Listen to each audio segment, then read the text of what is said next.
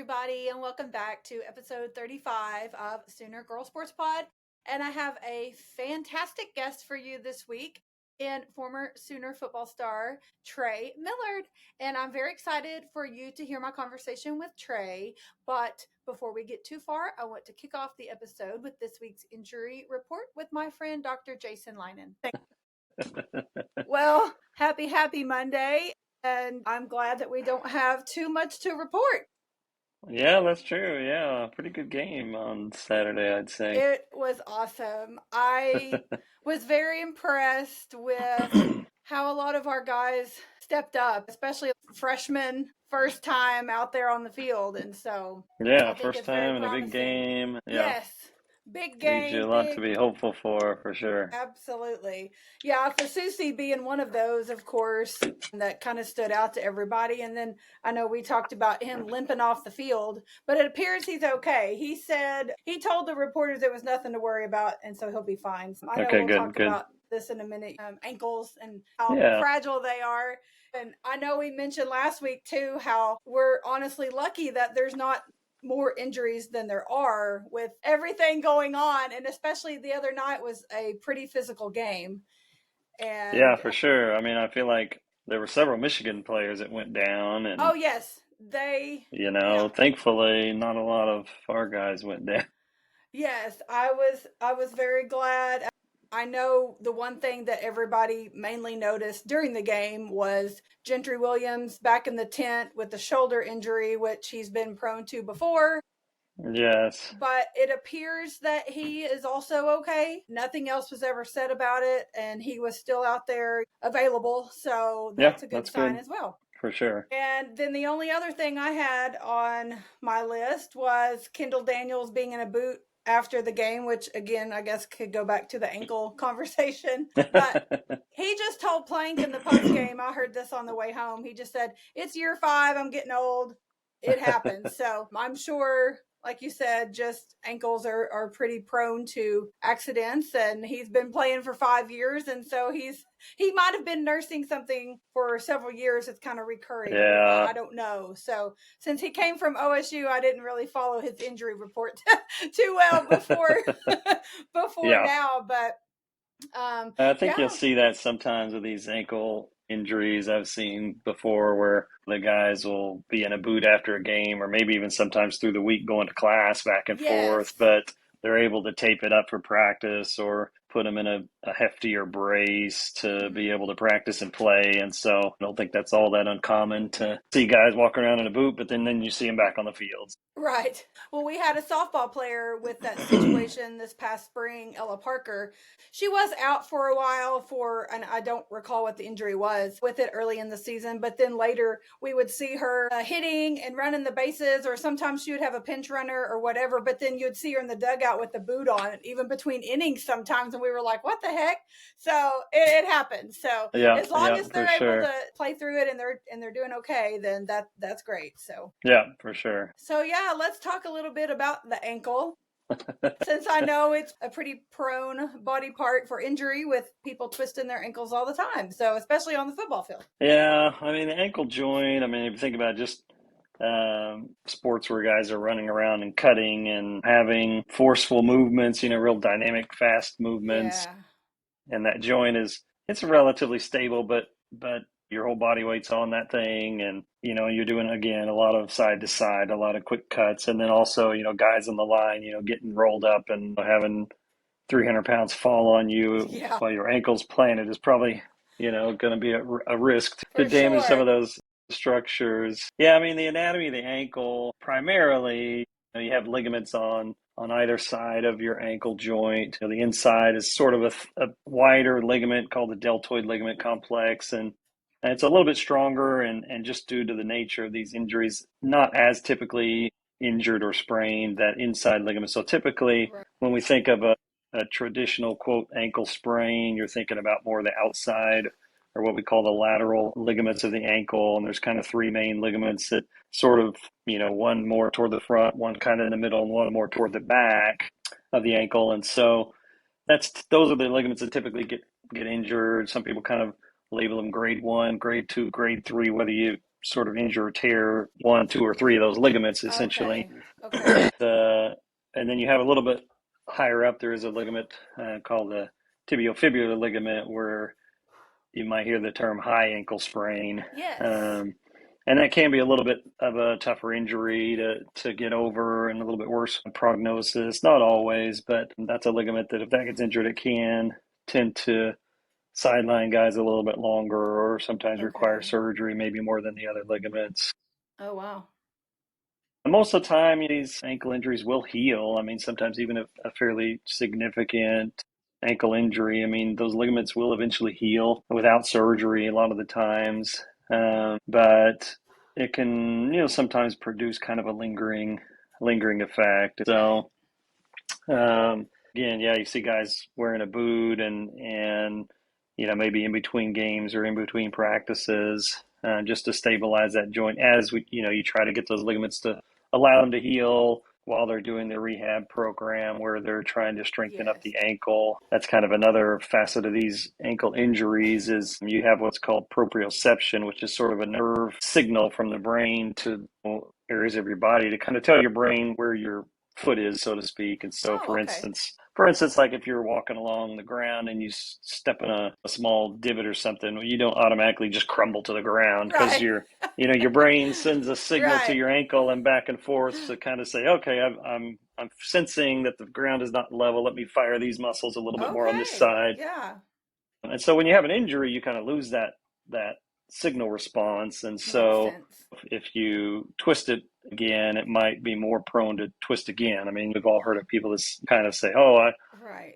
I sprained my ankle all the time in high school when I was playing tennis or whatever." Mm, It's kind of like, well, you probably didn't get a full rehab program, and you probably didn't get makes that sense. ankle completely strengthened up. And so, obviously, at a big program like OU, where they've got training staff and they've got facilities, and they're seeing the trainers every day, and they're getting their rehab every day, and so that gives these guys the chance to kind of get healed up and hopefully not re-injure. But For obviously, they're also sure. than trying to play a game every week, and so Yes. they may have to go through the process of keeping it up. Sometimes having a more of a hefty tape job or a Yeah. double reinforcement Yep. or whatever to allow them to play. And the big lineman guys who are just kind of shuffling around a little bit, maybe not quite as big a deal. But if you've got Right. a running back or a receiver trying to run routes with a Yes. bum ankle, it might be a little bit trickier. So Yes. So true. that plays into it also. For sure. Well, like you said, with re injuries, and that makes sense why they would be common because maybe they're not healing correctly. Or, like you said, we're all trying to play a football game on Saturday, and that's what their goal is to be on the field. And I know we mentioned before about our injury list and the guys that have been on it what seems like forever. And no disrespect to them, of course, because I mean, maybe that's kind of what's going on. They're really making sure that they get fully recovered and fully able to perform before they put them back out there, and then it just happens again. So, I mean, nobody wants that either. So, Sure. Yeah. Yeah. it's kind of a catch-22. Like we want to see so and so on the field, but we don't want them to go out there and then get carted back off again, and then here we go Exactly. again. So yeah, Exactly. we just who knows what all's going on with that. And then as far as Gentry Williams, I saw a lot of people on his shoulder. Of course, I saw him go in the tent and I saw him come back out. He wasn't in there very long, and they didn't, to my knowledge, that I saw. I don't think they took him back Yeah. off the field. He just rejoined everybody on the Mm, sideline. So again, with him, a lot of people were like, "Well, if he's re-injured that again, then we just need to move on from him." And blah blah. He's mm, injury prone. Which I mean, I get it. Sometimes people are more injury prone than others for whatever reason it may be. But I'm like, yeah. okay, dude, he just went in the tent for like 10 seconds. Let's just calm down a Yeah. little bit. So I mean, he could have just re-aggravated it if, and Right. I don't know if it was the same shoulder that he's had issues with before. I'm assuming that it was just from everything that I saw. So again, he could have just aggravated it, and it's more prone to be aggravated, so to speak, just because he Yeah. has injured it before. It could be totally fine, and it just he bothered it, and now he's just got to Yeah. nurse it a little bit and move on. So Yeah. Well, I'm sure that kind of injury, if you've got a guy that's been rehabbing or maybe even had surgery, yes, the team doc probably wants to to recheck that even if it's just something minor he comes off. yes. So that felt like maybe I tweaked it, or that tackle didn't go great, or For whatever sure. it might be. They might just take him back there and do the strength testing Yeah. and check his joint and ligaments and all that. And if everything seems good, they might just be, okay, yeah, well, that's, hey, you're good to go. And sometimes Yes. guys just need that reassurance. Okay, I didn't injure anything. For sure. I'm good. Let me just go back. I Yes. just wanted, it's maybe sometimes just okay, let's just be sure. Yeah. And if everything's good, then yeah, let them go back and be fine. Yeah.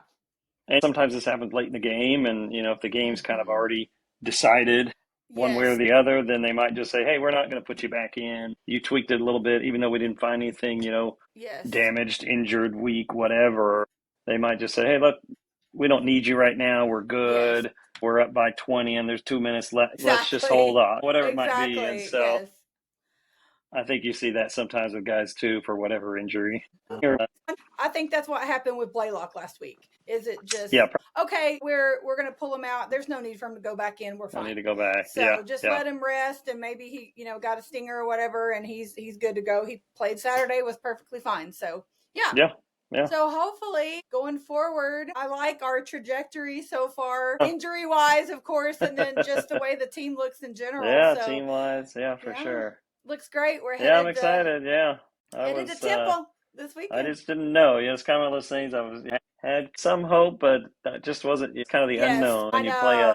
you play a sort of a lower level team the first game, and you just don't Yes. really know what you have. Guys might Uh look huh. great in practice, and you might start putting all the pieces together, but until they get out there against a tougher team. Yeah. Michigan obviously they've got the big guys, and they've got Yes. the recruits, and they've got the stars, and Mm-hmm. so, I think that was a good test. So hopefully that gives us I a better think idea, kind so. of what we've got there. Yeah. Well, honestly, I feel like they played better against Michigan than they did in the first game, and I don't know if they were Yeah, I holding. agree. Yeah, Yeah, I don't know if they were holding back or just trying to keep it simple so that Michigan didn't know what to expect or what. But I definitely think everybody stepped it up, especially the O line. Last week we were like, okay, y'all are going to have to step it up against Michigan. Well, they did. they So did. They looked much they better. Yeah, yeah, they looked amazing, and Venables gave the whole O line and Coach Beatonbow the game ball after the game, and yeah. I That's was like awesome they earned it. So yeah, I for feel like sure. they played exceptionally well, Yeah, especially how they played last weekend, which they still played good, but they kicked it up a notch for sure. So I'm yep. anxious to see what they do against Temple on the road. Of course, a road Mm-hmm. environment. It'll be their first road test, but Temple's not like a complete doormat. I mean, from what I've Right, seen. So I mean, they're 2-0 as well. And again, I know they're not. It's not Michigan again or an right. SEC team that we're going to be facing in a couple weeks, but they're not a doormat. I'm sure they'll show up to play. So it'll be fun. Should be a good game. Yeah, for sure. Looking Yeah, forward to it. yeah. All right. Well, thanks for our injury segment for the week, and All right, hopefully no problem. we have not much to report Yeah, next week yeah, as not a whole well. lot. Yeah, that's Thank you to my friend Dr. Jason Leinen for joining me back again this week for our weekly injury report. And I am super thankful that we have not had a lot of major injuries to report on. And fingers crossed, here's hoping that that stays the same throughout the season. So, next, moving on to this week's interview with our guest, Trey Millard. And Trey is a 2-time captain and 4-time All Big 12 Don Key Award winner. He is also a 2-time first team All Big 12 in 2011 and 2013, and a 2-time second team All Big 12 in 2010 and 2012. During his time at OU from 2010 to 2014, he received many accolades and had a lot of awesome memories to share with us on the podcast. He was a part of the NFL draft in 2014, and he was drafted by the San Francisco 49ers and then later went to the Kansas City Chiefs briefly before he was medically retired with a knee injury. Trey became a Sooner fan by playing with them on the NCAA video game, which I thought was hilarious. So I had a great time visiting with him about that fun fact. And also, he talks about his favorite Sooner memory of beating the Nebraska Cornhuskers in the Big 12 championship. And also, of course, our Sugar Bowl win against Alabama with Trevor Knight as our quarterback. And Trey did not get to play in that game as he was sidelined with an injury, but he still served as a captain on that team and a very vital part of the team. And so I enjoyed my conversation reminiscing with Trey about his time at OU and his time in the NFL as well. And I'm just so thankful for him for giving me part of his time to come onto the show. And you can find Trey on Twitter. He is at fat_daddy33. I will put that in the show notes and on our graphics on social media.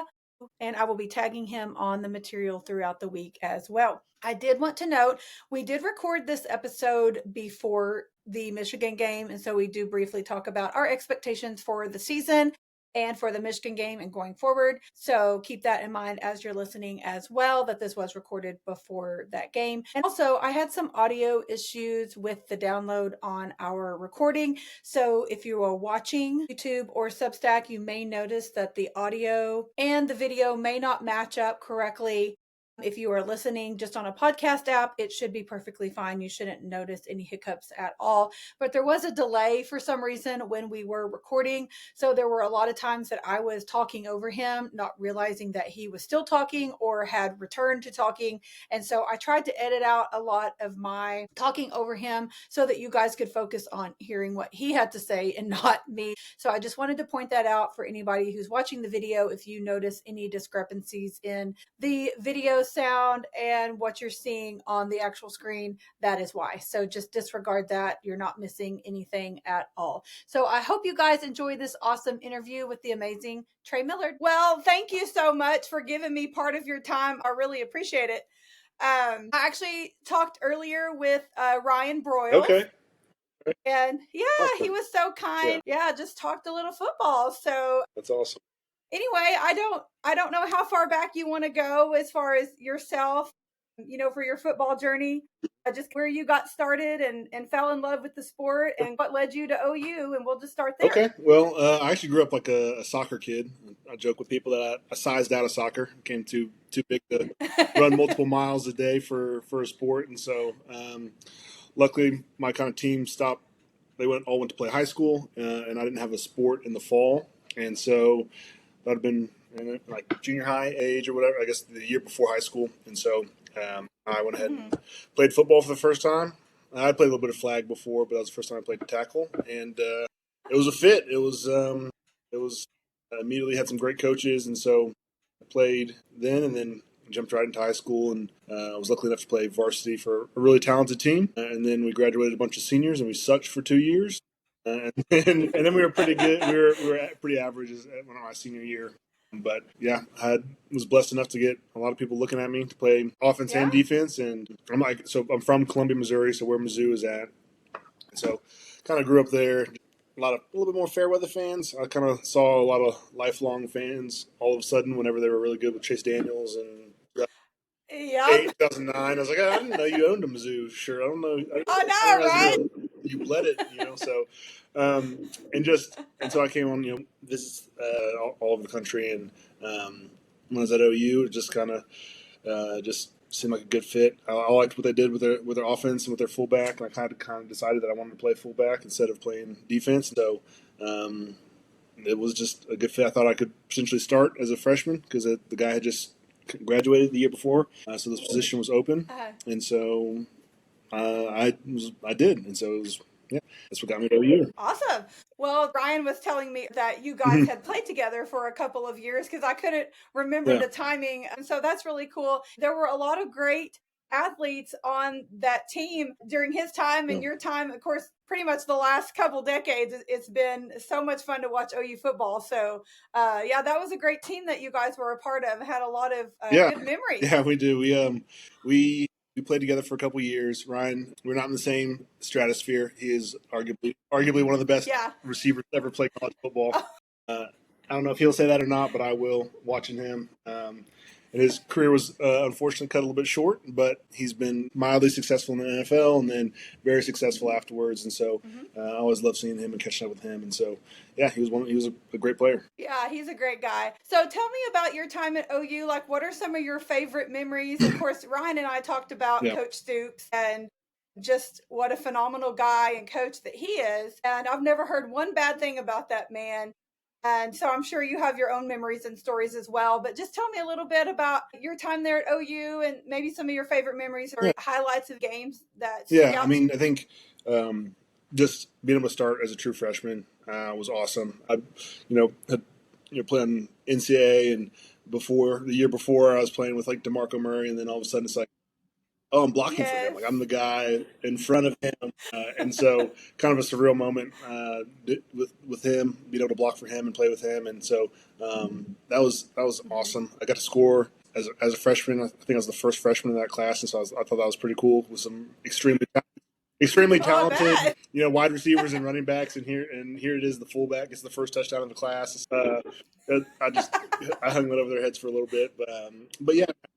But I had probably one of my biggest honors and kind of memories is being able to be a team captain for OU, two-time team captain, which is pretty rare, and took a lot of honor and pride in that my teammates voted me that, and so I mean that was awesome. Then my senior year, I was the speaking captain, so being able to call coin tosses and all that. I had a high percentage of wins on that. It wasn't 50-50. I was like 80% correct. I was doing pretty good on that too. So, but being the captain, and then just kind of having just being a part of some of those teams and some of those comebacks. I think Nebraska, we were losing big my freshman year in the Big 12 championship.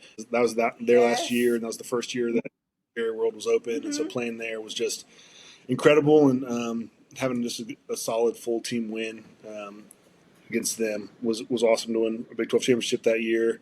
And then a game that I didn't even play in because I was hurt, but our Sugar Bowl win against Alabama. I was still team captain on that one. And so just kind of seeing our guys that nobody thought we were going to beat them, and just to handle them the kind of the way that we did was awesome. And I took a lot of pride in my team for doing that. And then obviously probably my best game was against Texas, and so that game is always very memorable, and that's stuff that people still bring up to me when I see them on the street, and so it's fun to have a really big play or famous play in a great rivalry game. That's just luck of the draw on that one, and it worked out well, and so that's always fun when people bring that up, and how much they enjoy something that I love doing is very cool. That's cool. Well, like you said, having a play like that in the Red River rivalry and just in a game like that, in an atmosphere like that, is truly incredible. I mean, one of my favorite all-time OU Texas plays is definitely Roy Williams, of course, the Superman game. I was at that game. That was back when I was in college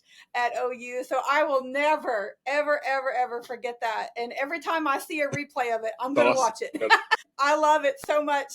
It's really cool. I can't imagine being down on that field in that stadium, because the atmosphere is so unique and different. I mean, just it's not like anything in the NFL or any other college game that you're a part of, because of the way the stadium is. And so I can't imagine that crowd. I actually talked to the drum major. She was telling me how they start in the Texas side of the stadium and go across the field. And so they start with the boos and the hollering, and then they go into the cheers and the OU fans. And what a transition that is, just running across the field. I can't imagine just making a play, being a part of those games, because it's an incredible atmosphere for sure. It's the best game and the best rivalry game in college sports. I mean, just because maybe a little bit biased here, but I mean, it really is unique. Just the atmosphere, the event. There's a state fair involved. There's a splitting of a iconic stadium that's a neutral site. I mean, there's just nothing else like it. Two historic blue chip programs, and so it's incredible, and it's great that I got to play in it. I was blessed to be able to play in it for 4 years, and went 3-1. Unfortunately, lost that one, but it's one of the best memories of playing that game. I mean, even all 4 years was great. I agree. I do think it's the best rivalry in college football, just for a lot of reasons, but I know we are a little biased. But I'm glad that you ended up at OU coming from Missouri. It's funny when you were talking about how Missouri fans came out of nowhere there for a while, and it's kind of the same way now with OU fans. It's like last year when we played in Columbia, it was just like all of a sudden there was this like pent up. It's becoming its own rivalry. It's becoming its own little rivalry. Yeah. It is. It really is. And I think there were a lot of reasons maybe behind that. We had one of our players that left and ended up at Missouri. And I don't know if maybe that played a role in that or what, but I really wish we could have won that game last year in Columbia. But that's neither here nor there. We get them in Norman this year. So hopefully we can take care of business. But it's funny to look at some of these teams like Missouri that we don't necessarily consider a rival by any extent of the word, because we hadn't even played them in years since they left the Big 12. And then now here we are. But the recent news coming out with the 9-game schedule for the SEC next year, conference schedule, and then we have to have 3 teams that are like staples on our schedule. Each team will have to do that. And of course, one of ours is Texas. And so all the speculation that I've seen in the last few days are, people talking about maybe one of our teams will be Missouri that we play every year. Maybe one of them will be LSU. And of course, I think maybe proximity plays a role in that. But I also think, the lack of those 2 teams having another, quote, rival really on their schedule. So I'll be really intrigued to see how that pans out, which I guess we'll find out in a few months, kind of how that's going to work out. But how would you feel if we played them every year? Like, I really feel like that the Missouri fans would run with for me, it'd be awesome because I go home and I'll start going to those games both. And so I had some high school friends talk about coming to the one this year. So, I mean, I would love it if that was one of our 3. I think I've seen Florida's one too, which doesn't. I don't know if that really makes as much sense. I mean, it'd be fun and they're a great program as well. But I just think it'd be, obviously I'm biased there too from being take a trip home. Yeah. So, but I think that would be right. A good one to have. Yeah, I agree. And with Florida, I've heard that as well. I mean, proximity is clearly not in their favor as far as that's concerned, but I've heard that Florida fans can be quite the handful. And so I'm real anxious to see. Of course, I don't have any personal experience with Florida fans on any sport, but I've heard that. I think maybe Tyler McComas had said that, maybe talking about softball. I don't recall. But anyway, I'm really intrigued to see how that comes out with our schedule, because it's really cool now that we're in the SEC. We're going to all these new places. And I think there's 5 teams I saw earlier that are coming to Norman for the first time this year. And that's crazy to think about, because we played the same people over and over for so many years in the Big 12. So to get some new blood coming in is pretty exciting, and hitting the road and checking out new places is pretty exciting. So yeah, I'm really excited. No, I think so too. I think one of the teams I'd be kind of interested in, of course, it's a little bit, I feel like we've had a little bit of a rivalry with Tennessee. It's obviously a little bit more recent than the stuff with Mizzou, but still, I think there's some big time games we've had there, and now that Heupel's there, it's kind of a cool. Of course, that at some point that'll end, but still, for the time being, that'd be a cool one as well that I'd love to be. It would, I agree with that. We definitely had good luck. There in Knoxville was 2015. Right. Yeah, that was a great game. I would love to see a repeat of that this year, because I heard Rocky Top one too many times last year in Norman. I swear if I heard that one more time, I was just going to explode. So I do not want to hear that song. We were trying to decide if we were going to hit the road this season for a game. And I was like, I really do want to go to Knoxville. I think it would be cool to go to Neyland, but I said, not this year. I can't. It's still too fresh in my head, and I can't get that song out. I'm not doing that. But LSU's another one that's come up as far as a potential permanent rival for us or whatever. But I'm not a fan of LSU. They're fans for sure. So I don't know how I feel about if that happened. I am glad they're coming to Norman this year. I haven't experienced them obviously in Norman before, but I swore after the 2004 Sugar Bowl, I was like, no more LSU games for me, because I thought I was going to end up in jail in New Orleans. But my husband and I went to the Peach Bowl. Was it 2018 or 19? And that was Joe Burrow's year. And it was one of those things, like, you almost know what might happen, but we just happen to play one of the most talented teams of all time. And so, and they really were. But honestly, it was incredible to see Joe Burrow and that team, and like their whole, like almost all their starters went to the NFL. And it was just mind-blowing. But it was a cool experience to get to see that team. I don't know how much I enjoy watching my own team that day, but just from a win-loss perspective. But anyway, I've about had it with LSU people, so I'm not sure how I feel about them becoming a permanent fixture on my schedule. But I guess we'll see what happens. Something might change in the next couple of weeks. That's how college football's been for about 3 years. That is so true. That is so true. Well, I chuckled earlier when I was reading your email about how you became a Sooner fan because you played him on the video game. I think that's so funny that, I mean, we'll take him any way we can get him, I guess. Yeah, well, I'm glad the game's back. That's it's really cool. So that was I am part too. of being able to play and be a part I am of it. too. So, absolutely. Well, you have kids, and so I'm sure you understand, you want them to grow up and play those same games that you did and learn to love the teams and the games that you did. So I'm sure that plays a big part in that. So I'm definitely glad it's back for a lot of reasons. But for those of you with children, I'm sure for sure. You had some accolades while you were at OU, being a first team all Big 12 a couple of times.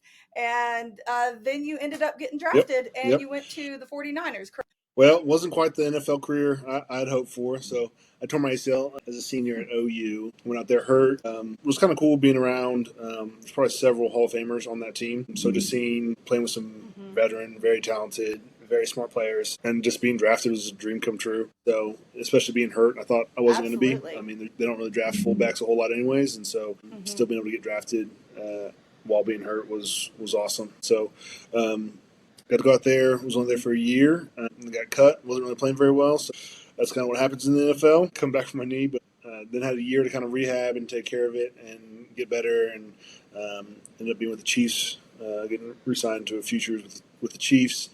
And then unfortunately tore that same ACL again. That was kind of it. At least I was playing good football there. I knew I was good enough to play in the NFL at that point, so that's something that I kind of wanted to prove to myself. It just wasn't for me. Absolutely. So. Yeah. Well, it's always fun for me to watch our Sooners at the next level at whatever capacity that may be. So I hate that didn't work out for you. But like you said, it is very cool that you got drafted, especially given your situation at the time. So you did it and you knew that you could do it. And that's all that matters. Honestly, I mean, it's a huge accomplishment. You did that and you proved that to yourself. I would have preferred a couple more years and a little bit more money, but what are you going to do? For sure. I don't blame you. Well, I'm sure that now, I just know with my age, and I'm nowhere near being an athlete, but I see some guys that have been playing since before I would have been there, and I'm like, I was like, I don't know, I don't think I'd want to. I would, of course, I love playing football, but I still sometimes I'll wake up and be like, I could not imagine going and playing professional football right now. So it's all right. God had a plan. Absolutely. Well, I was a Tom Brady fan, or still am, but I watched him throughout the years, and he's just a few years older than me. It's funny to think, like, I would sit there and watch him playing just a couple years ago, and I'm going, he's not much older than me. How is he still doing this? So he's just like an anomaly. So I don't know how he did it, but it's mind blowing to think about the age of some of these players that have been around for quite some time, and you're just like, I can barely walk sometimes. Yeah, there's some people out there that were made a little bit different, and they are. I agree. They have to be. Well, I know with your kids, you have 3 kids. Yeah. I joke with people. I was like, we're trying to get a family Selman statue up there, right? That's just a small goal, small family goal. That would be awesome. Absolutely. I think it's attainable. Let's do it. That's so fun. So all of your kids play the youngest isn't flag old football enough yet, but the older two do. So I'll be coaching both those teams, and I can hardly play those games, let alone an NFL game. I totally understand. So what are you up to these days? I mean, I know you coach your kids. I work for Cintas now and doing sales down here. Been doing that for about a year. So that's been I've been in sales for probably 5 years before that. So it's been a good company that I've kind of recently switched to, and I've had some success. And so it's been fun, kind of being in a different industry. I was in medical sales prior to that, so it's just Yeah. I've enjoyed it, and gives me the flexibility to be, a present and active father. Good. So that's a big plus. And then, uh, Absolutely. yeah, that's mainly. Absolutely. It's a lot of kid stuff and it's a lot of work. And besides that, just staying active and Yes. yeah, living in our Yeah. yeah, I'm deep in it. You're going to earn the All right, Selman yeah. statue at OU for sure. Well, your kids, I mean, obviously they're athletic. Yep, they do. I love it. I love that they love us. It's been fun. It's been a lot of fun. That's awesome. Well, that's good to hear because it would be hard to have something like that you're so passionate about. You spent your life with football, and if your kids didn't enjoy it, that would definitely be, I guess, I don't want to say disappointment, but you would be sad that you couldn't pass that on. So it's cool that you have 3 boys Yeah, and whatever you're sport they training them on decide, up. whatever they want to do. Do you have any other memory, anything you want to talk about? Not that I can think of. It's been fun. I always love hopping on and talking about the seniors. So, I mean, I guess we can Yeah, talk about what we thought for this team this season. We just talk absolutely. about the past. About it. Yeah, Yeah, let's talk yeah. about it. I'm ready. Let's go. Well, yeah, so I'm very hopeful about John Mateer, which of course I know everyone is. But I think we have a lot of pieces that look like they're coming together. And I really hope that's true because it's been a struggle I feel like the last decade. We've had really good Haven't put it offense and mediocre defense, or vice versa this last handful of year. So it appears that this year we might have all the pieces coming together, and I'm really crossing my fingers because I'm ready to see some good offense. Yeah, I was like, man, as offensive players, like last year it was long. It was very very. And it's like I would rather lose. I mean, some of those games like we'd lose 52-50. But all right, at least we had a chance. but some of these games, it's like, well, we can't expect the defense to score twice, so we might be out of. So and so it's this year. I've been pretty excited. I think our defense is going to be better, and I know our offense is going to be. So I think we've got a shot to do pretty well, and hopefully make the playoff. And then it's anyone's game. Hopefully hit a hot streak, but I hope so. I think that's the goal at least. I've started to sip the Kool-Aid. I've tried not to for a long time, but so I talked to Kevin Wilson was my coordinator, my position coach, and my recruiter. Yes. He's back as a consultant, so I've seen him in the spring, kind of like games they did, and I saw him here recently at alumni barbecue, and so I got to see him, and he's never sugarcoated anything in his life before. Oh, cool. Okay. I got a pretty good talk with him about the offense, and so it made me a little bit. Good. He's like, we got some pieces. He goes, we're not going to be great. I don't think, but it's like, well, okay, I get that. But he was really positive with what he had seen. So he's like, we've got a chance to be really good. So I thought that was good. I saw a couple plays for some receivers during that barbecue thing. I wasn't more catching up with buddies than I was watching the analyze. I saw some big plays from some receivers, which was exciting to see for sure. That is promising. And, honestly, if we can just keep our guys healthy and off the injury list, that would be amazing. And so I know we've got a couple right now that aren't on the depth chart for week 1. I'm not sure what exactly is going on with them, but it's only 2 main people. And so we seem to have the pieces to kind of step up and keep trucking along. And so obviously I think our spread on Saturday is like 35.5 points. So hopefully we cover that by halftime. I'd like to not see John Mateer in the 3rd or 4th quarter, at least the 4th. That would be really nice just to get some other players on the field. It is. We're doing week 2, Michigan. Yeah. I mean, it'd be fun. That's awesome. Or go home, right?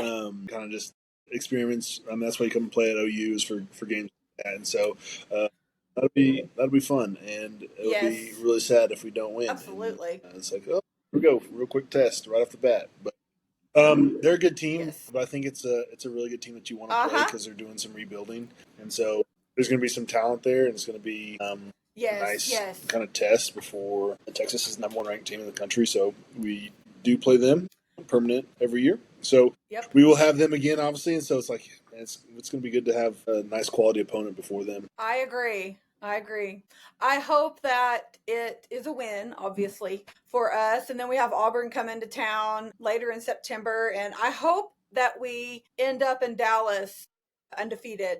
And as much as it pains me to say it, because everybody keeps asking me, who do I want to win, Texas or Ohio State? And I'm like, that's like a really hard question, because I never want Texas to win technically, but I also wouldn't mind if they came to Dallas college game day. Because can you imagine? I mean, I got to play.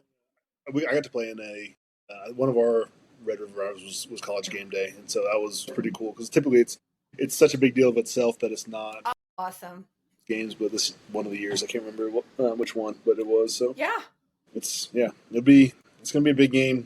I think regardless, with lots of implications for the rest of the season. So there's no more circling a couple games on our schedule anymore. We are. Yep. So, nope. It's week after week. I do wish that, I'm a little jealous of the guys that get to play now, because that's what you want to do. Go up against them.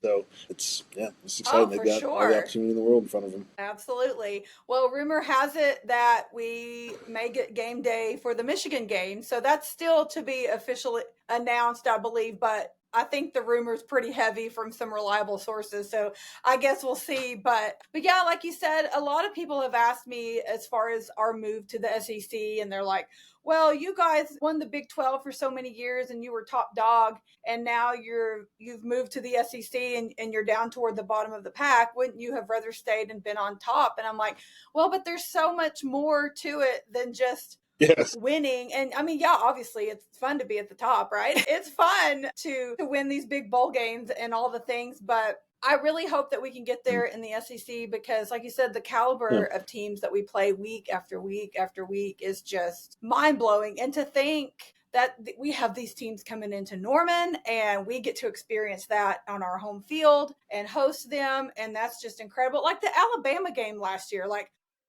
I mean, who thought that was going to happen? We stormed the field, which I know some people hate that. I was like, no, we've had a couple games when I was there. I was like, let's do it. Like, this is, come on, people, get out here. We don't do it all the time, but every once in a while. And so it's like, that wouldn't happen in the Big 12. And so yes.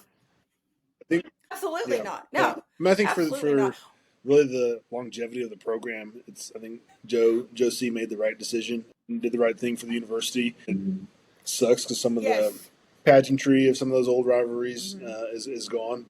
Some of the pageantry of all college football is gone. And that's just the state of how things are. So if we just are doing what's best for University of Oklahoma, and that's what I would prefer to do, because the Pac-12 doesn't exist anymore, and so there's those kind of options and those kind of things, and to say that this whole change and turmoil is close to being done is not correct, and so we will see, in the next decade or so.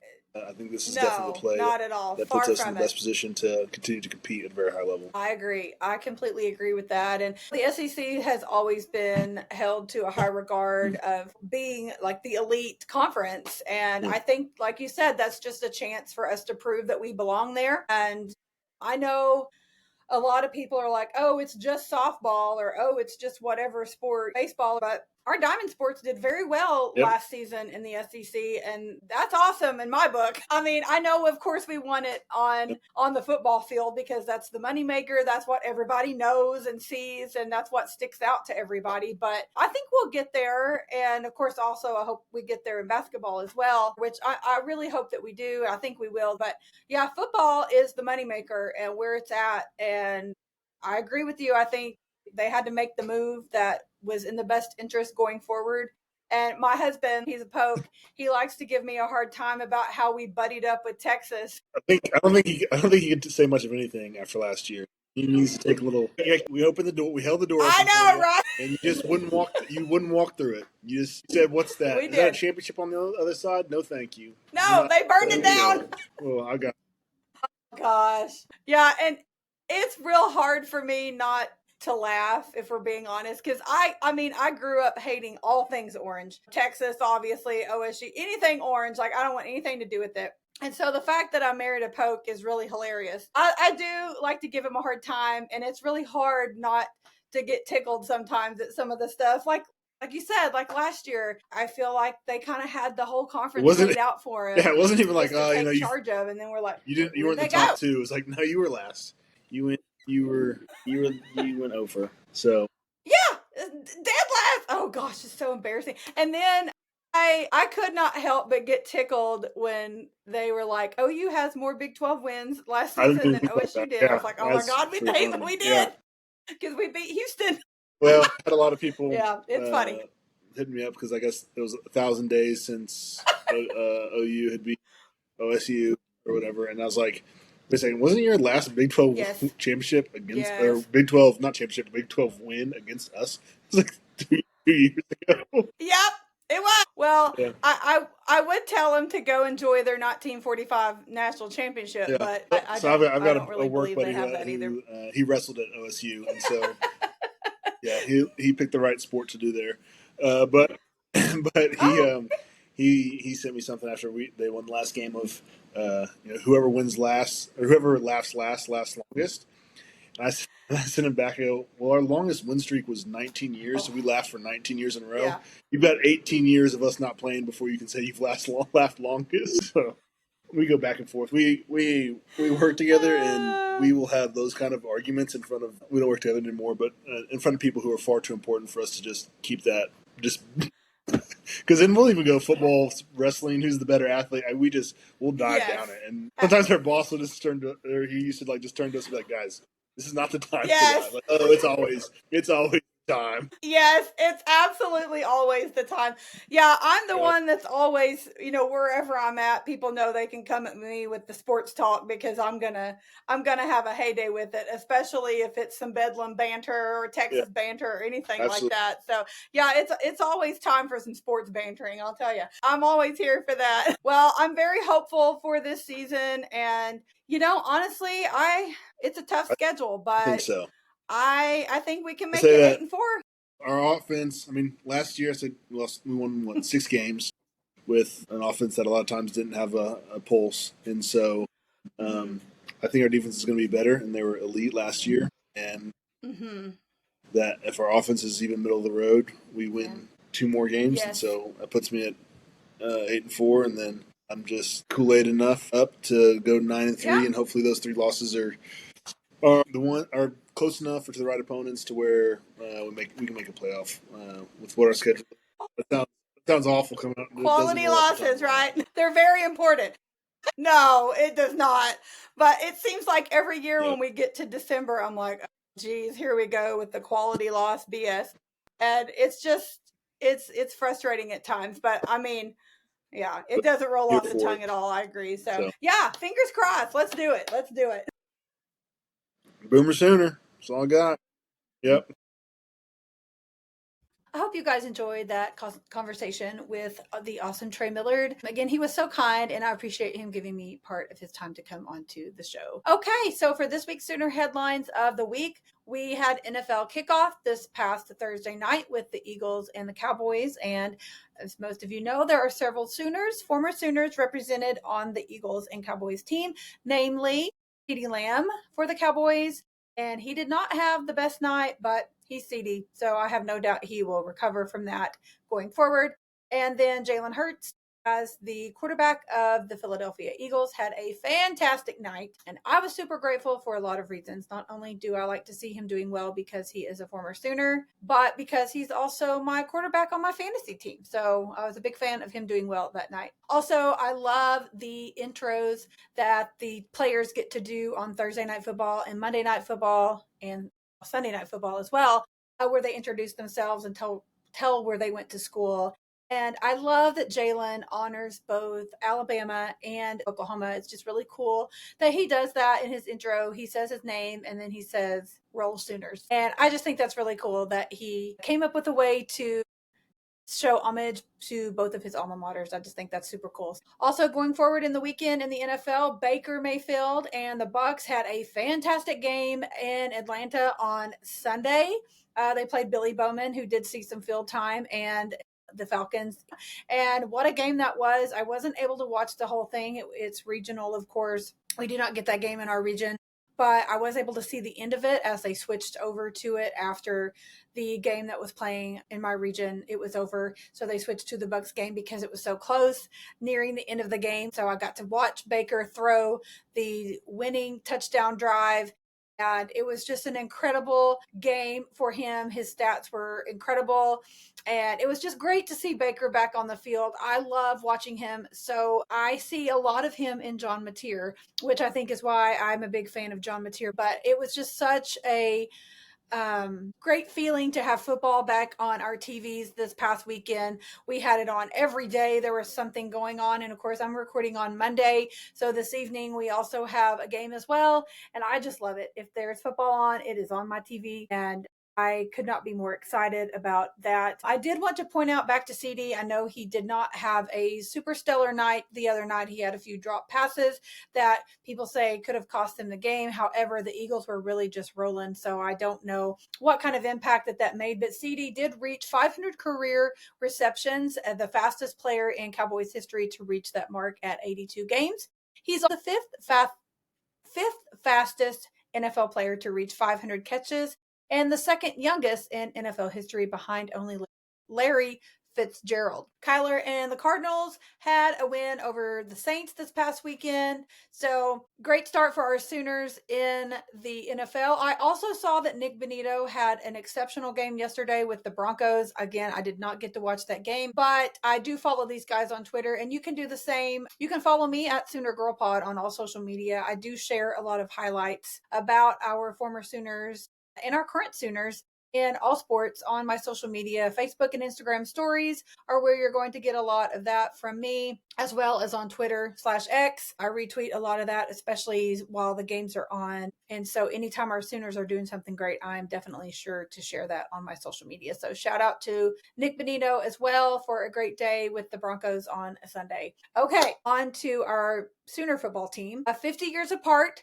the Sooners are now 2-0 against their blue blood brother, Michigan. But elite defense was on display in both wins against Michigan, even over that 50-year time span. But let's talk about this past Saturday night. What a win in Norman. What an atmosphere in Norman leading up to the game all week on Friday, on Saturday.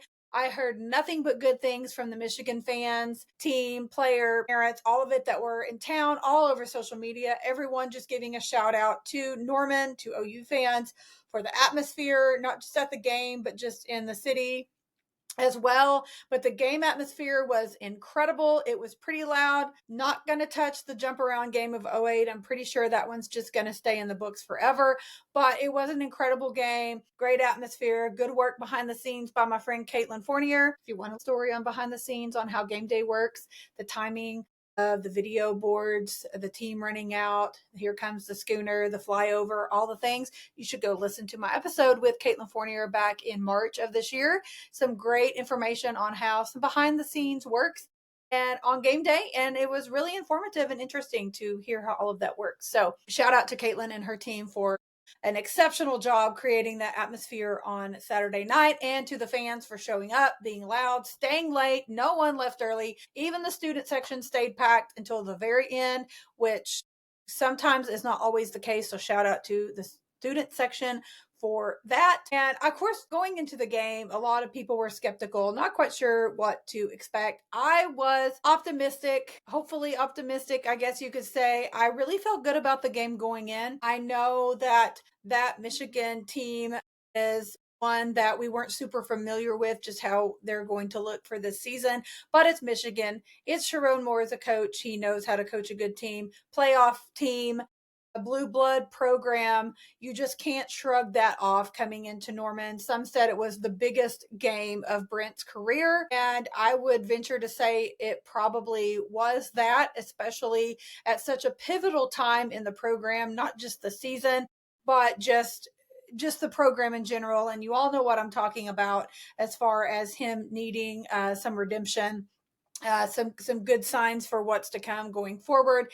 And honestly, if we had lost that game against Michigan, of course, we could have looked at the bigger picture and tried to figure out why we had gotten that loss and maybe fed off of that and gotten some direction from that. But I definitely think this game changed the trajectory of our season and giving us some hope going forward, a lot of momentum. And I think that's good. It's obviously better than the other case. and where we had lost. We certainly didn't want that because I think that would have raised a lot of concerns going forward, especially since we're turning around this week. We're on the road. I know it's just to Temple, but they are 2-0 as well. They are not a doormat team by any means. We are favored 24.5 points over Temple going into that game. So I do hope that we cover the spread on that. However, it's not a team to balk at. And I think coming off of that great win is an incredible way to continue building our team. And of course, then in 2 weeks, we have Jackson Arnold and Auburn coming into town, and that will be a huge game as well for a lot of reasons. And then just a couple of weeks after that, we have Texas in Dallas. And so we all know what that's going to mean, regardless of the state of the programs, regardless of the records, which I do think that Texas will probably win out until they get to Dallas. Same for OU. If we both come into that with Texas just having their one loss, it's still going to be a huge game. Tickets are outrageous. We're all hoping for good weather for that 2:30 kickoff in Dallas. It's going to be a huge game. So again, I think that's another pivotal game for us going forward. Building off of this Michigan win is heading in the right direction. A fantastic way to start off the season and just continue to build. We limited the Michigan quarterback Bryce Underwood to 9 of 24, and we pushed its 2-game total of third down defense to a salty 4 of 25. I will take it. But everything is different when Oklahoma is playing winning defense. And I think we all saw that this past Saturday night. Relentless, suffocating defense, as Coach Venables stated back when we first hired him in his speech about what he wanted to create in a team and an atmosphere at Oklahoma. Those are the words he used. And by golly, I think we have seen it. That is one of the best defensive performances I have seen in a long time. And I think it means a lot that I can say that I heard Teddy Lehman say the same thing. Teddy Lehman watched the film again Sunday morning before he and Gabe recorded this week's episode of their podcast, The Oklahoma Breakdown. He stated that on their podcast. It just kind of reiterated how I already felt. I, of course, did not watch the film. I do want to rewatch the game. You know, being there in person is, you can't beat it. But rewatching a game on TV and having that opportunity to pause and rewind and do all the things, there's nothing like that either. So I do plan to go back and rewatch the game. However, just an incredible atmosphere, just an incredible performance by our defense. And honestly, they couldn't get anywhere the other night. The Michigan offense could not get the ball moving. There were a couple of exceptions. The punt return coming out after halftime where they scored a touchdown, cut into the lead. But you know, when that happened, I just kind of laughed and I was like, okay, we probably weren't thinking we were going to shut them out. Like no one thought that we were going to shut them out. So, okay, let's give them a touchdown. And so it's crazy just to think that look how far our program has come. Our defense, like 6, 7, 8 years ago, we would have paid a lot of money to have this defense on the field, and we've got it. And it's just incredible. BV needed that win. We could not have had a better atmosphere for such a big recruiting weekend for a lot of sports. We had football recruits, basketball recruits, I believe some gymnastics recruits were also in town. Just such a big weekend to show out and really show what Oklahoma is about. And I think we definitely did that. I cannot get over seeing Kendall Daniels with that hit. He just trucked that dude. And just, if you haven't seen the image of him just standing over that guy that after he trucked him, like it's just incredible. I can't get over it. The only thing that would have made it better if it may have been a poke or a Longhorn helmet on the ground that he was standing over. But just an incredible photo, an incredible moment for Kendall Daniels. Like I said, our defense looked solid. They held several drives. Our special teams, though, a little concerned there. However, I don't think it's anything that isn't going to get fixed. Tate Sandell does miss a 40-something yard field goal. We had a couple of dropped punt returns. But again, have those guys run a couple laps, run a couple stairs this week. I think they'll learn from those mistakes. If you would have told me, though, all of the mistakes and penalties that we had in that game and we still won, I don't know that I would have believed you. So I'm not not going to complain here. I'm not trying to be a sunshine pumper, so to speak, but I'm also not going to complain because we just beat Michigan very handily, shut down their offense, and our offense put on a hell of a show as well. I'm not going to complain. So special teams, I'm not giving them an A plus for the week, but I'm certainly not going to give them an F either. They've got some stuff to work on, but they know what to do, and I'm sure that they will get that fixed. But we finally have a pass offense. We finally have a run offense. John Mateer, holy crap. If you didn't see the photo of him just jumping into the end zone to score his second touchdown of the night, chef's kiss, incredible photo. Shout out to the OU photographers for their photo work on the field on Saturday night. I saw several photos that I just literally stared at. I shared them on my social media. Still can't get enough of them. But we have a great starting five on the O-line as well. I think we may have found our guys. It was just an incredible lineup. Great job. Shout out to Bill Bedenbaugh. Coach BV did give them the game ball after the game. And that's a massive improvement from what we saw last week, game one, where we weren't so impressed with the O-line. We said they had some things to do, some things to fix. They needed to step up. Well, guess what? They did. So shout out to Bedenbaugh. Shout out to the O-line. What a group of 5 guys who stood up, bucked up to the Michigan defense, and just took care of business on Saturday night. And you honestly can't ask for anything else. So I am not going to complain. In the post game, on the way home, I was listening to Coach Arbuckle talk about Jaron. And I think they've decided that his new nickname is going to be a quote burger back. If you don't get the reference to that, Jaron's little weenie dog's name is Burger, and he has become quite the social media sensation. There was even a burger cam at the game on Saturday. Instead of the Simba cam that's usually on the big board, we had a burger cam. And so Burger's become quite the hit. And so they were asking Coach Arbuckle about Jaron's position and his specialties and that he is working on. And Arbuckle said, I think we're going to call him a burger back. Just a cross between, a back and a tight end. And he had a lot of great blocks. How about that block he had for Mateer getting in on that touchdown run? So shout out to Jaron Kinnick. I know he had, again, a couple of bobbles last week in game one, but that kid's working his ass off. And we've got to give him props for it. And I'm a big fan of Jaron Kinnick. I want him to do well. I'm so glad to see that he is doing well and exceeding. And I wish him nothing but the best going forward for sure. I also have to give a shout out to Owen Heineke. He led the team in tackles. He is definitely becoming a problem. He had 2 solo tackles, 6 total tackles. He had a tackle for loss and a pass breakup. Again, Jaron Kinnick has 10 catches for 159 yards. He's second on the team in receiving. Our walk-on punter, Grayson Millard, he started out college playing NAIA soccer at Lubbock Christian University. He turned in 4 punts for an average of 47.8 yards, including 2 points inside the 20 for the Sooners the other night. So he earned a post-game shout out from Britt Venables as well. I will say I was a little underwhelmed by the Michigan quarterback, Bryce Underwood. No offense to him. I think he has a lot of qualities going forward that he could learn from and build off of. Potentially for the rest of the season, but they really built him up to be something else. And I honestly wasn't that impressed. I don't know if he was just feeling the pressure of our defense, which, like I said, they were really showing out the other night. I don't know if he was just feeling that pressure and just couldn't get things going or what, but I really was by Underwood. And I will be real curious to see how his season progresses and how he continues to play the rest of the season. Just compared to John Mateer, he was 21 of 34, 270 yards. He had a touchdown, an interception, 74 rushing yards himself. Oklahoma only had 4 completed passes of 15 or plus yards in the air last year. And John Mateer has already had 11 such throws this season already per ESPN Insights. Deion Burks had 7 catches for 101 yards and a touchdown. Shout out to Deion. He, like I mentioned last week, this game was a little personal from him.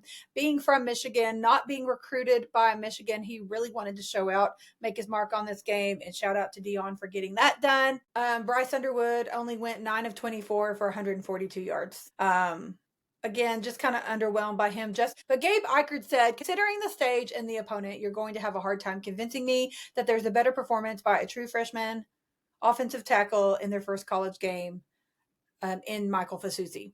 And I definitely do not disagree with that. Obviously, Gabe Eicher knows what he's talking about when he refers to the O-line. But it's just crazy to look at some of these stats and hear what people are saying after this game, because it was a big game. It was a statement game. We needed that win.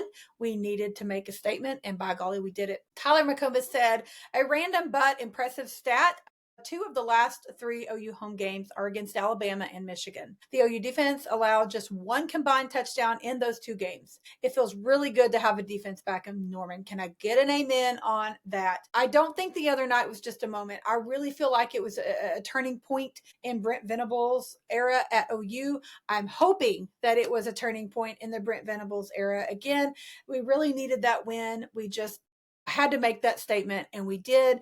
I really think going forward, it's going to be something for us to build off of. We've seen what we're capable of, especially against a fantastic Michigan team. It was not a fluke. So let's get out, and on the road to Temple this weekend is a great time to remind everybody, hey, we can do that again. And we're going to. We don't have to play down to the level of our opponent. Like I said, Temple is not a doormat. However, they play some decent football. And we are 24.5 favor in that game. I don't necessarily think we're not going to win by any means, but we need to get out and have that suffocating, relentless defense and show them what's what. And we need to continue to do that on the field and just keep that trajectory going forward so that people know not to mess with Oklahoma. We are going to be someone to be dealt with this football season. We need to continue to make that known week after week on the field. If you are not aware, each Sunday after a football game, the OU football social media put out a short video, usually about 3 or 4 minutes, called the Power Plays of the Game, where you see the plays from the game with the voiceover of Toby Rowland. And it's one of my favorite things to look forward to after every game. It always gives me chills. I usually watch it more than once. So if you are not aware of that video that is put out the day after every game, I highly recommend you go check it out, especially the one from this past Sunday after the Michigan game. Toby Rowland's final line: the Sooners are 2-0 and they are to be dealt with in 2025. And I could listen to Toby Rowland read the phone book. And if you missed my interview with Toby earlier this season, back in July, I did have him on the podcast, and he is just such a nice person. I enjoyed talking to him, and I gave him many, many props for being such a spectacular play-by-play. But again, I could listen to him read the phone book. Like, his voice is just incredible, and his play-by-play, he gets in it. If you've ever seen the In the Booth videos, they are available on the OU Athletics YouTube channel, I know for sure. But basically, it's just a camera in the booth during the game, and you can watch him and Teddy, Drake Dykin, Andrew Shepard, the spotter, and Stats Kelly. They get really riled up in that booth, and it's just so much fun to watch. Just go check out the power plays of the game, especially the one from Michigan this past weekend if you missed it, because I'm with Toby. The Sooners are 2-0, and we are to be dealt with in 2025. So let's go. Not a lot else going on for the Sooner headlines, but I do have a couple things. Our former baseball player, Cade Horton's ERA since the All-Star break is .77. He is doing an exceptional job on the mound for the Cubs. He's so fun to watch. We also have Jake Irvin, Cade Cavalli in the league as well. I've been posting a lot of stuff again on my Facebook, Instagram stories, on my Twitter /X at Sooner Girl Pod. I share a lot of stuff about all of our pro Sooners across all the sports. So again, I highly recommend go give me a follow, not only so you don't miss anything about the podcast, but so you don't miss anything about our former Sooners, because I like to keep up with them and give them their shout outs and their props when they earn them. But Cade Horton, he's something to watch if you get a chance to watch him with the Cubs. He has the best ERA in Major League Baseball right now. So he's definitely putting on a good show and representing Sooner Nation very well. Our softball girls put out their fall softball season. You have 6 opportunities to see them in Norman this fall, starting on October 3rd and running through November 6th. There's several opportunities to get out. Tickets are only $10. General admission. They are on sale right now on Soonersports.com, and you can also get them at the gate on game day. I'm planning to make it out to at least one of those games, so I hope to see you there. I will let everyone know on social media which game I will be attending, and if you will be there, I would love to meet up with you. So go check it out. Their schedule on the OU softball social media and Soonersports.com, and get out and support our girls this fall and get a sneak peek of what's coming up this spring. Our soccer team, you guys, they are undefeated in non-con. They scored a season-high 5 goals yesterday. They're 7-1 after last Sunday. their win at home. They did have a 1-1 tie game, but after their trip to Texas and then playing in Tulsa, played in Norman this past Sunday, they are undefeated in non-conference season, and they are starting the conference season this coming weekend. And I cannot wait to continue to watch these girls. They are so fun to watch. Again, a shout out to head coach Matt Mott and senior forward Hadley Morrell. I hosted them on the podcast back in June. If you missed that episode, they give a little preview of the season and a little bit of behind the scene, what it's like with the soccer program. Just tremendous, great people, hard workers. And I have just enjoyed getting to visit with all of the athletes and coaches and watching their programs and following them as they proceed through their season. So get out and support our soccer girls. Again, free admission for all home soccer matches this season. So check out their schedule online and on their social media and get out and support them. Our volleyball team is doing very well as well. They will be playing at home again this week, and their tickets are very affordable as well. I believe they're only $8. However, on Friday, October the 10th, it's Fan Appreciation Night with free admission against South Carolina.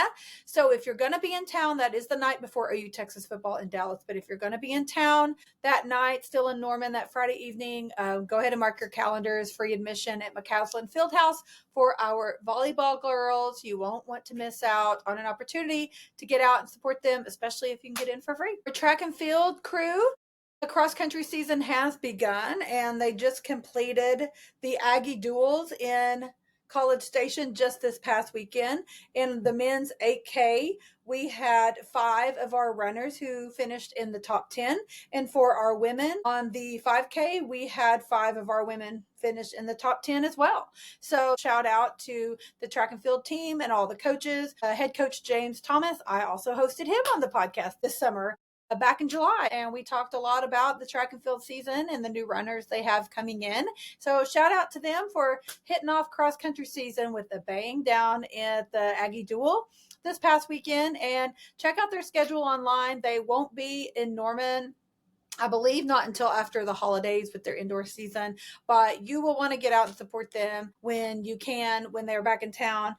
For now, they're running cross-country meets across the region, and so you can follow all of their progress and accomplishments on their social media, as well as, again, on mine. Be sure and give them a follow, give them some shout-outs, give them some support, and shout out to them for their accomplishments at the meet in Texas this past weekend. Okay, I can't let this one go without giving a shout-out to our men's golfer, Jace Summy. He participated in the Walker Cup, and Team USA won the Walker Cup this past weekend. He had 2 putts to win the match, and the Boomer Sooner, Jace Summy, did it in 1 putt. He put quite the exclamation mark on his singles match. So shout out to Jace Summy again for representing Sooner Nation and himself very well in the Walker Cup, and props to Team USA for their win. For my Sooner MVP of the week, I am going to give another shout out to our O-line for all of the things I discussed before. But their improvement from week 1 to week 2 was just exceptional, and I could not have asked for more from the O-line, Coach Biedenbaugh. So shout out to them for being my Sooner MVP of the week. And to end the show with a Sooner fun fact of the week, including 2023 and each of the 6 years that the OU women's gymnastics team has won a national championship, the Sooners have also won a Triple Crown, which is the Big 12 title, an NCAA regional, and the NCAA crown.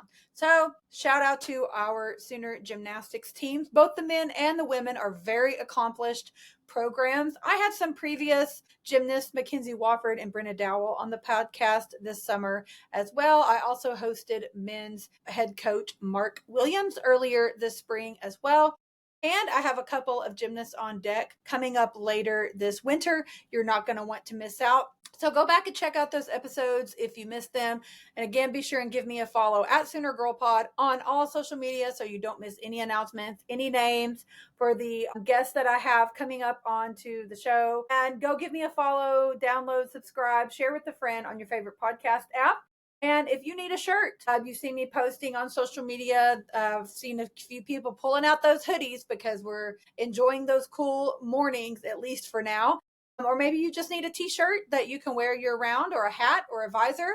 I've got koozies and stickers too. I've got just about something for everybody, even your kiddos. You can go check it out at soonergirl.bigcartel.com and grab some merch, and be sure and post a picture and tag me in it so that I can give you a shout out for your support. I truly appreciate it. Again, go subscribe to my Substack. You will want to get signed up before my September edition of my monthly newsletter called The Playbook comes out at the end of the month.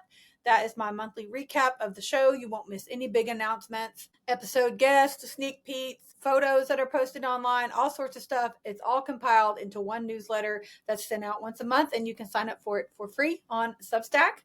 Also, ladies, $5 a month to join my locker room. You get a merch discount. I have some in-person meetups coming up. I have several on deck for the fall. We do our monthly online Google Meet, and you're not going to want to miss out September and October, because I'm going to have a special guest. Yes, a special guest joining our ladies on our monthly Google Meet to talk some football. Now, I'm not going to tell you yet who they are, but I have two very kind radio guy friends of mine who have agreed to come on to our locker room monthly meetup and chat some football with us ladies. So in September and October, I will be hosting a guest, and you have to be a member of the locker room to join in. So you can join the locker room again for only $5 a month. And there are lots of other perks as well. If you need any more information on that, shoot me a message. I'm happy to help you. And also, advertising opportunities, sponsorships are available for the show. You can email me or message me on social media, SoonerGirlSportsPod@gmail.com.